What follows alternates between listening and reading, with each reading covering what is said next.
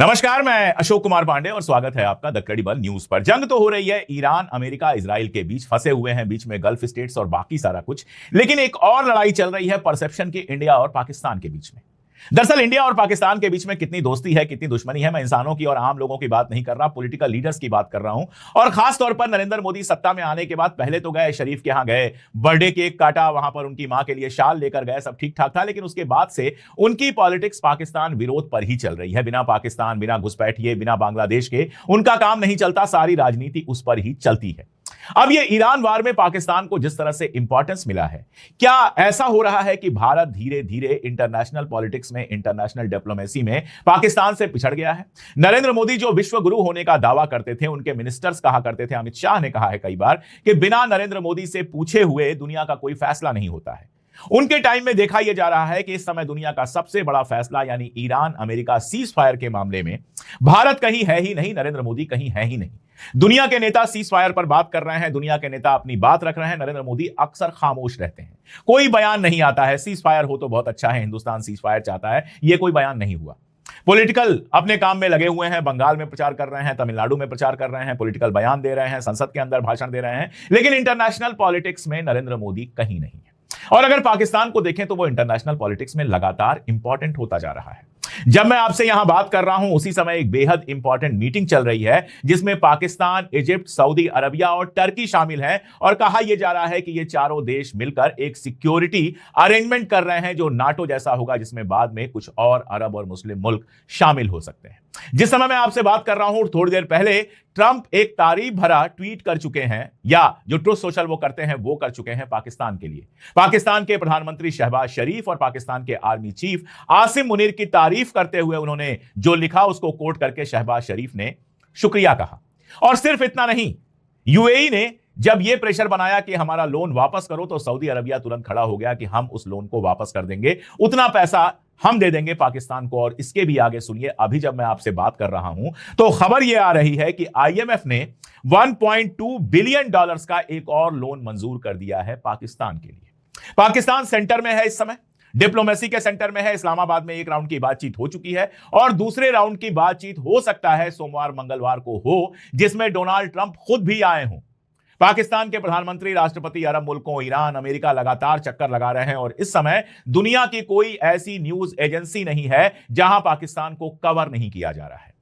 और इसी के पैरेलल रख के अगर आप नरेंद्र मोदी की सरकार को देखिए तो वो कहीं नहीं है, इस पूरे सीन से गायब है। इस पूरे सीन में उनका कोई इंपॉर्टेंस नहीं है। और अब जो बयानात आ रहे हैं, एक्सपर्ट जो कह रहे हैं, वो भारत के लिए बहुत चिंता पैदा करने वाला है। भारत तो मैं क्या कहूं, ईरान के मामले में भी भारत की जनता तो खड़ी रही साथ में, ईरान के करोड़ों रुपए की दवाइयां और बाकी सहायता पहुंचाई गई ईरान को। और ईरान के जो राजदूत हैं उन्होंने बाकायदा शुक्रिया कहा, हिंदुस्तान की जनता का शुक्रिया कहा कि ऐसे टाइम में आप हमारे साथ खड़े रहे और हमारी मदद की। लेकिन नरेंद्र मोदी जो इजराइल गए थे इस जंग के ठीक पहले और इजराइल में कह आए थे कि हम इजराइल के साथ हैं, उन्होंने ना तो सैयद अली खामनेई के शहीद होने पर और ना ही मीनाब की बच्चियों के मारे जाने पर उन्होंने एक लाइन की श्रद्धांजलि नहीं दी। ईरान हिंदुस्तान को दोस्त कहता है और उसने कहा कि 5 दोस्त हैं हमारे जिनकी जहाजें आराम से जाएंगी। लेकिन अब खबर यह आ रही है कि भारत ने युआन में पेमेंट किया है स्ट्रेट ऑफ होर्मुज से निकलने के लिए। क्या सच है क्या नहीं है हम नहीं जानते, लेकिन एक्सपर्ट्स की जिस तरह की राय आ रही है उसको एक बार सुनना समझना जरूरी है।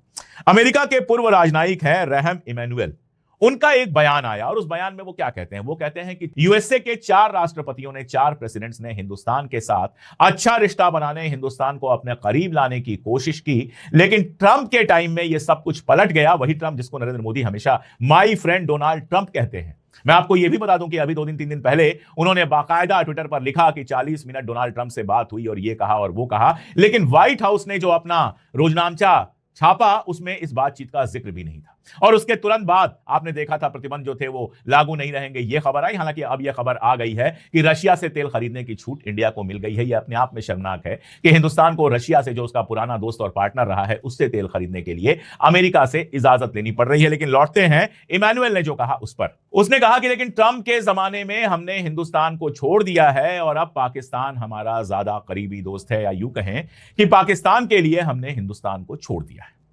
और ये कई तरीकों से बहुत सही बात लग रही है, ऐसा लग रहा है कि वाकई ऐसा हो रहा है। ट्रंप लगातार तारीफ कर रहे हैं शहबाज शरीफ की, आसिम मुनीर की। आसिम मुनीर जाकर व्हाइट हाउस में लंच करके आ रहे हैं। ये सारी चीजें लगातार हो रही हैं और इस पूरे सीन से भारत बाहर है। ईरान लगातार तारीफ कर रहा है पाकिस्तान की, दुनिया के दूसरे मुल्क तारीफ कर रहे हैं पाकिस्तान की।